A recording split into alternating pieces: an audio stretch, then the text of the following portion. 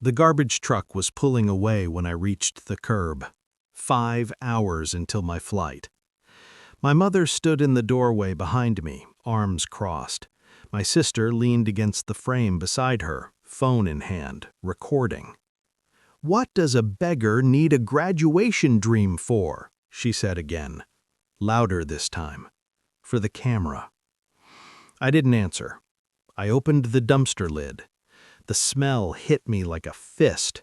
Rotting food, wet cardboard, something sour and unnamed. My ticket was somewhere inside that darkness. Paris. My scholarship ceremony. 4 years of silent war to earn it. I climbed in. Behind me, laughter. Not just theirs. My father, my uncle, cousins I barely spoke to anymore. They were all watching. I found the ticket wedged between coffee grounds and something that used to be fruit. The corners were damp, the barcode smeared but intact. I pulled myself out. Walked past them. Said nothing. My mother called after me. "Don't bother coming back." I didn't. 5 years later, the doorbell rang at 9 p.m. I was in my study, second floor, floor-to-ceiling windows overlooking the canyon. The security monitor lit up on my desk. 2 figures at the front gate. Women. Thin, hunched, holding plastic bags. I leaned closer. Froze. My mother's face had caved inward, cheekbones sharp enough to cut shadow, hair gray and unwashed. My sister stood beside her. No phone, no sneer, just hollow eyes and chapped hands clutching a torn purse. I blinked, then smiled. 3 months earlier, I sat in a lawyer's office in Century City. Mahogany desk, glass walls, a view that made people feel small. "They've been trying to reach you," he said, sliding a folder across. 17 calls, 4 emails, 2 certified letters. I didn't open it. "What do they want?" "Money.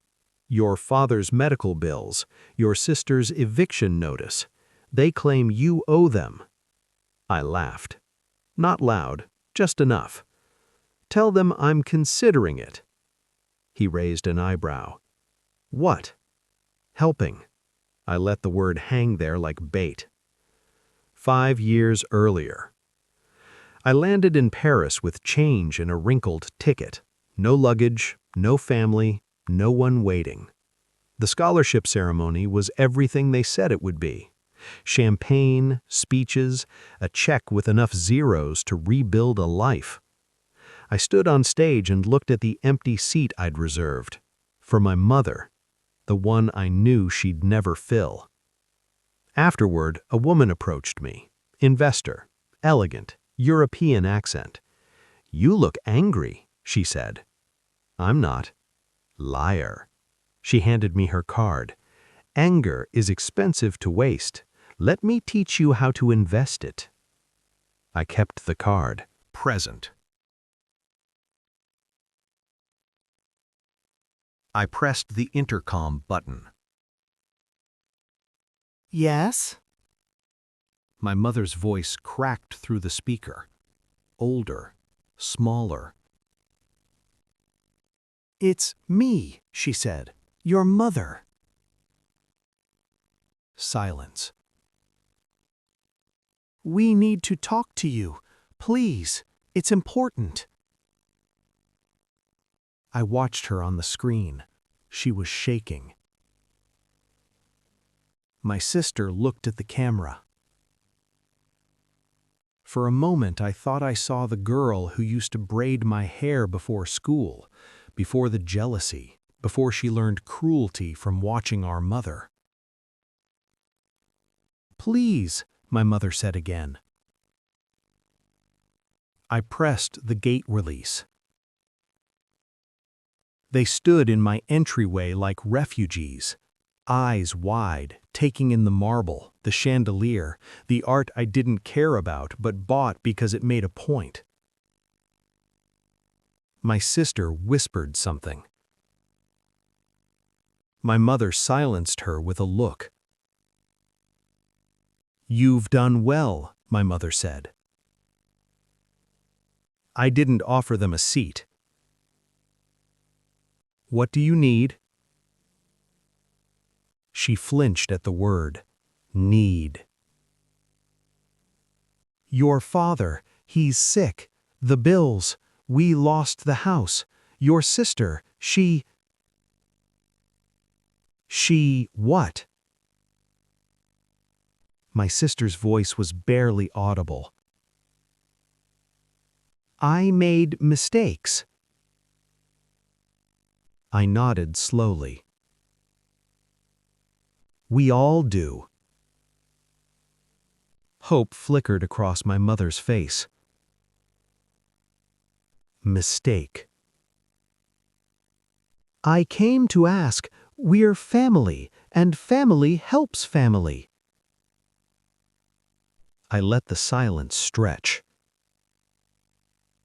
Then I walked to my desk, pulled out a folder, placed it on the glass coffee table between us. "Open it." My mother's hands trembled as she lifted the cover. Inside, bank statements, loan documents, foreclosure notices, all in her name, all bought by shell companies I controlled. Her face drained. "I own your debt," I said. "All of it. The house, the medical bills, the credit cards." My sister looked up at me, eyes filling. "Why?" "Because I wanted you to come here. I wanted you to beg." My mother's voice broke. "We're sorry. We were wrong." "You were worse than wrong." I stepped closer.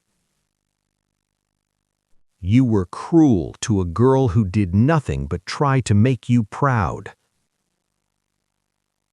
"Please." "I bought your suffering. I could forgive it all with one signature." Her breath caught. I smiled. "But I won't." The door closed behind them softer than I expected. I watched from the window as they walked back down the drive, two shapes disappearing into the California night.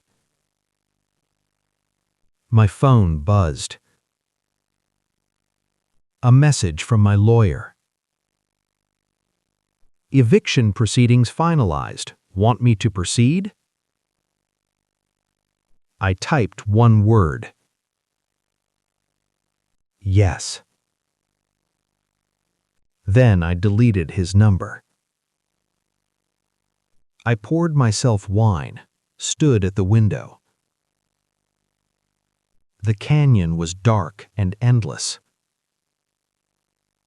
Somewhere out there they were still walking, still hoping I'd change my mind.